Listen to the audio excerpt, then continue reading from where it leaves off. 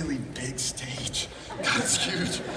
Paul and I were talking last week, and he said, Scott, you and I are similar in that we want people to win. We care about them endlessly. And most people make the mistake when they start getting into network marketing, they make it all about themselves. Say, it's my business, it's my product, it's my check. I'm so afraid they're going to reject me. When he said, what you have to do, this is your CEO, folks, is that you have to offer great value. Mm-hmm. Say that with me. Say, offer great value. Say it again. Offer great value. You're giving me practice as a conductor. I love it. Thank you. So the only question is, what are you offering? Great value. Great value. These might be a little out of order. Here's the deal.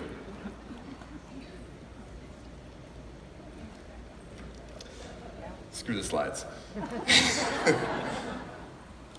You're influencing all the time. People don't buy your product. Oh, but it's nitric oxide and it's Recept and it's all this stuff. They don't buy your product.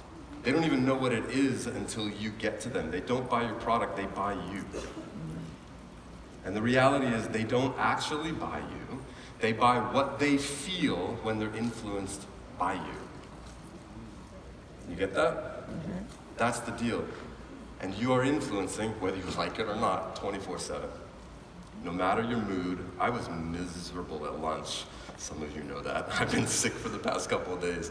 I was actually in tears in the restroom. I don't know if you've ever felt so miserable or so sick that you just, you can't take it anymore, you kind of break. Anybody?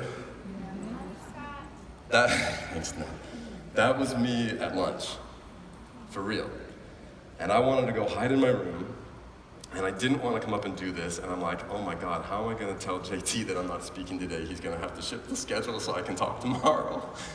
And what got me up here, honestly, was you.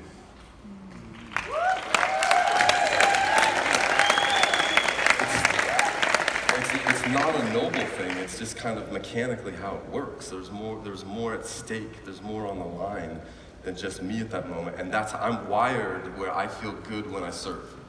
So that's what it was, that's what brought me back up here. You are influencing 24/7.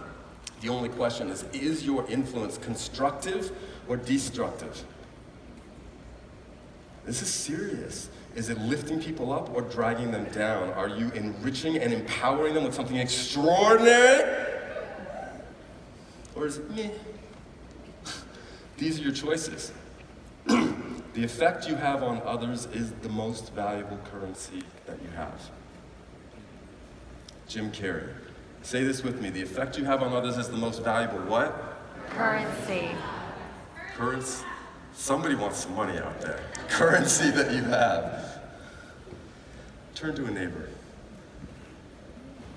Turn to a neighbor. I didn't say touch. Turn to your neighbor and smile at your neighbor. Now, listen. You guys are loud smilers. Now frown at your neighbor. Now growl at your neighbor. Aaron, not that kind of growl. Now smile. Now smile at your neighbor. Again. Did you just influence somebody? Your state of being is what influences people. It's not magic, it's who you're being in the moment. It's not the product. Your state of being allows access to the company and access to the product. You're gonna lead a team, you better have some damn energy. Yeah. Seriously. Yeah. There is a reward for adding value. That's what I got at lunch. I thought, oh God, I gotta go take care of these people, and I got energized. The reward might be emotional, it might be psychological, it might be financial, and all of the above, and that's okay. Some of you think it's like, I'm just gonna give it away and not receive the reward. That's an insult. Mm-hmm. We influence by our state of being. I don't even remember what I'm gonna say. I'm kind of making it up as I see the slides. Here's the deal. We're missing a video. Can I get the W. Mitchell video? I'm introducing you to a man right now. His name is W. Mitchell. You're influencing all the time, and you choose. Let me ask you this. Why did you just smile right now? Just somebody scream out, give me some answers. Because I said so. I'm not that powerful. Somebody give me another answer.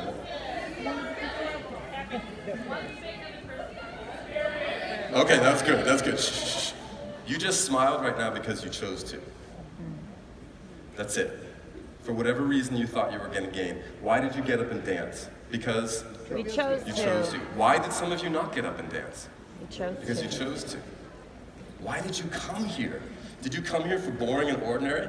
No. Honey, I think I'm gonna go to Texas for the weekend and I'm gonna spend $500 or $1,000, and I sure hope that it's normal and average.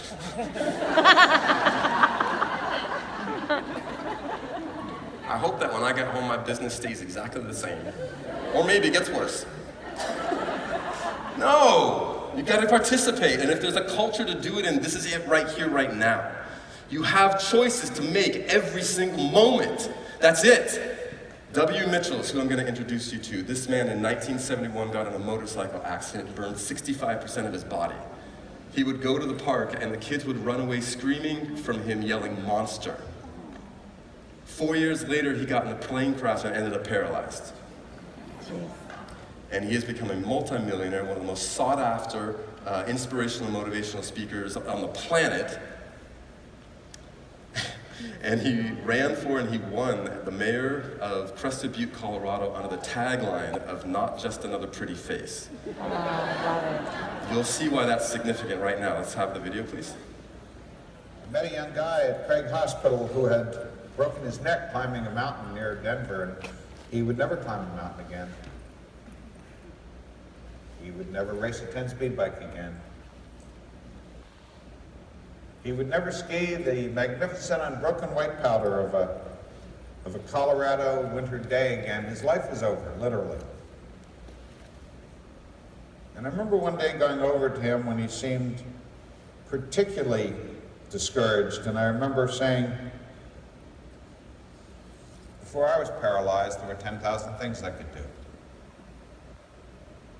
Now there are 9,000. Yes, I could spend the rest of my life dwelling on the 1,000 that I lost, or I could concentrate on the 9,000 that are left. And in my lifetime, if I become able to do even a few hundred of those things, I'll be one of the most remarkable people on this planet. You see, it's not what happens to you. It's what you choose to do with what happens to you. Mm-hmm. Yes.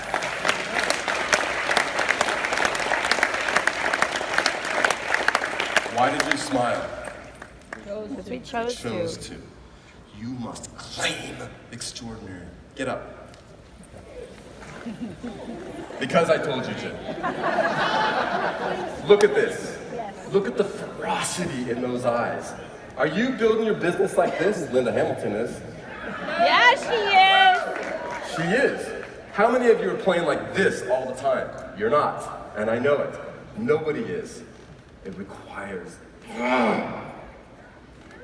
or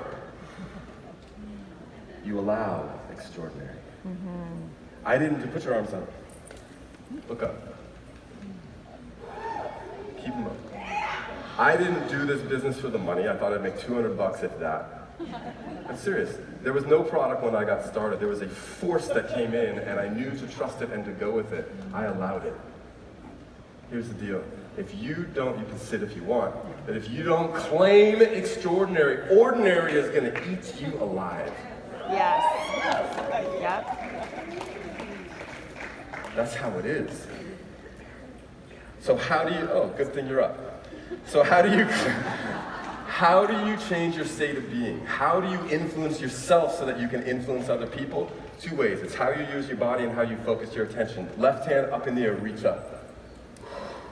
Right hand, reach up. Left hand up, right hand up. Now I want you to imagine that there is a tree of money above you, raining down $100 bills, $1,000 bills, reach up. What do you, Sarah Haywood's over here with like both arms going. What made the difference? Do you feel better now than you did 20 seconds ago? Yes. Why? Because you changed how you use your body and what you focused your attention on. That's it, go like this. How many of you are used to spending too much of your life like this? Now up and out. You claim it. Okay, sit down. A win. I'm so far behind. A win is something that enriches or energizes. Did you just feel enriched or energized in some way? Yes. We all won. Here's the deal. 3 ways to win. The first one is I win and you lose. No response? That's weak. I win and you lose. Can you respond? We're used to it. This is the ordinary way of the culture. It's a belief in scarcity. You came here to do something magnificent, so do it. You didn't come here for this. We have enough of this. Our businesses are built on this. You start at the bottom and somebody has to die, quit, retire, or get fired for you to advance. It is built on scarcity. Here's what it's built on. I have to make sure that I have enough. Nowhere in there is you. Nowhere in there is we. Nowhere in there is offering great value. What about a relationship? I win, you lose? Oh yeah, that's not so good. How many of you have hurt or destroyed a relationship by having to be right? There's a lot of liars in the room. So, here's how it can show up in network marketing. I don't know enough people. I'm not a salesman. I don't have enough time. It's all about me, right? What if they reject me? What if I fail? What if they think it costs too much? What if they don't like the taste? Is this real? Yes. This is a very ordinary state of consciousness. This is not the defining factor between every single person on this stage and everybody everywhere else is they have claimed it again and again and again and again. And we hurt and we cry and we whine and we bitch and everything else because that is life and you come back and you claim it again. Yes. Reminders. Second way to win, another state of consciousness, Aaron was alluding to it earlier in the season of transformation, is that I win and you win. Network marketing is based on that. By definition, that's how it is. This guy, he has 2 legs, a left leg and a right leg. Oh, it's so much funnier than that. Come on, guys. Network marketing. You start at the top and you build the business beneath you. You don't start at the bottom and work your way up. In a relationship, what if your partner comes to you and says, you know what, I know we're disagreeing right now, I know that we're struggling, but I see you, I know you, I love you. Let's talk. Is that gonna have a different influence by your own state of being than I have to be right? Yes? Yes. How do we both win? What serves us best? What more could there be? How do we trust more? What must I ask to be enriched and wildly successful? That's a pretty strong question. There's another way to win. It's I win, you win, and everybody wins, no matter whether you ever see them or meet them or knew who they are ever. This is so cool. This is my friends and I. Wow, this is really weird to be doing this in this setting. We went, our choral group went and performed at Carnegie Hall 2 weeks ago.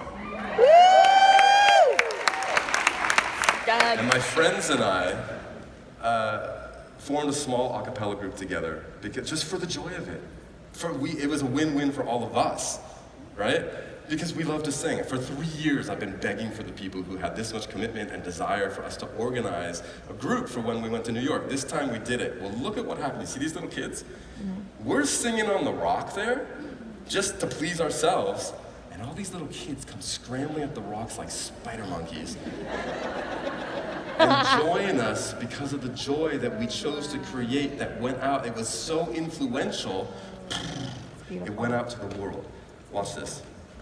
I didn't roll this video. I didn't sing so well. I was focused on the filming.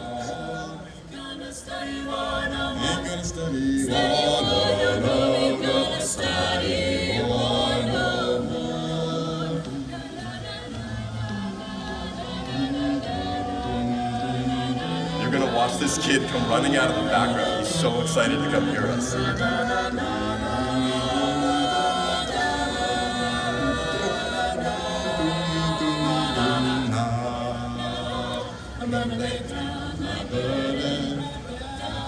Here he comes, watch. sun, that river sun, moving down.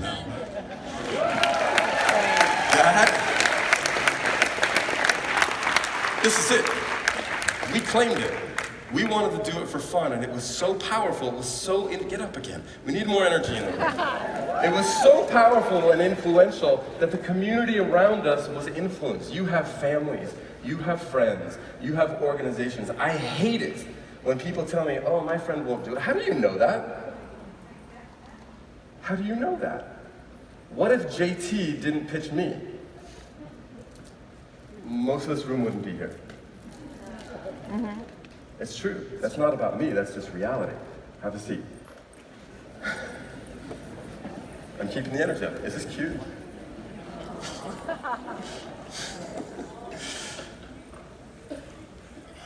How do we create winning systems and strategies that are so duplicatable that 1,000 levels deep in 10 years from now, they are still successful? What kind of a business, what kind of systems would you put in place? How would you communicate with people if this is how you're thinking? If this is the state of being that you have chosen, why did you smile? Chose to. We chose That's so weak. Why did you smile? We chose to.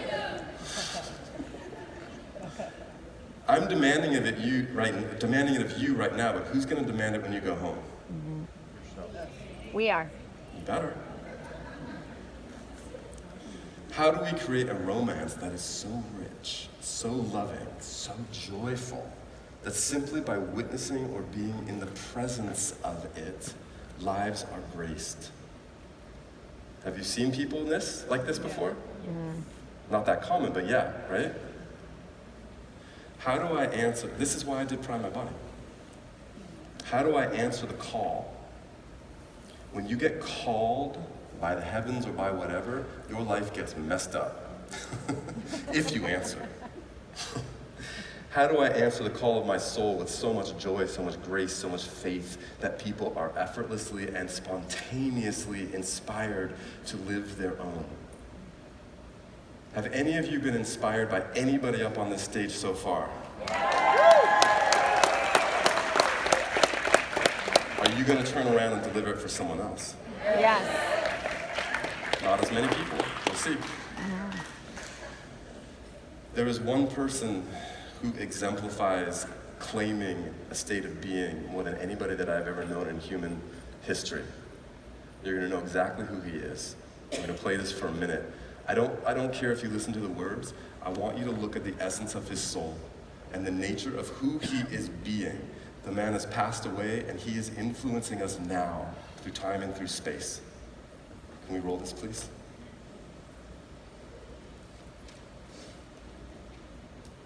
The first thing is to be honest with yourself.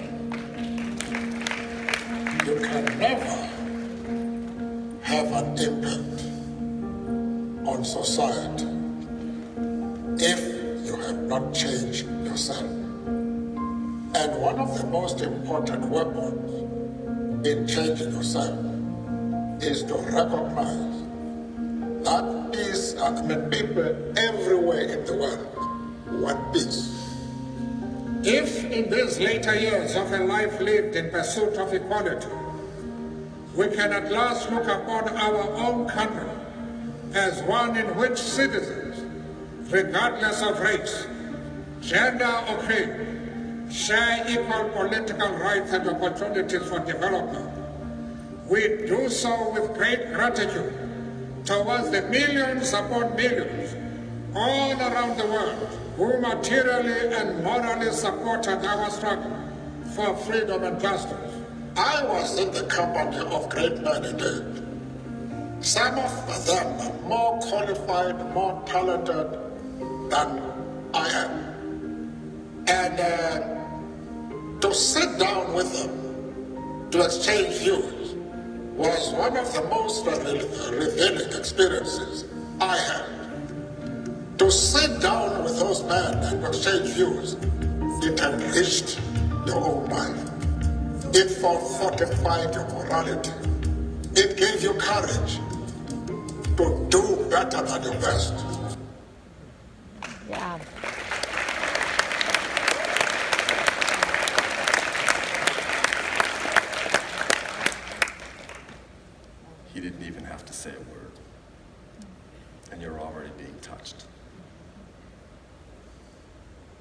This is Nelson Mandela's home. And this is his chair that he sat in 2 weeks before I got there. And that's his bedroom. And that look on my face is I was wondering, like, what in God's name did this man choose in the darkest of the dark, in the quietest of the quiet, to come out and literally change the world? So stand up again. Go back to your same original A and B partner. Not here. Not here.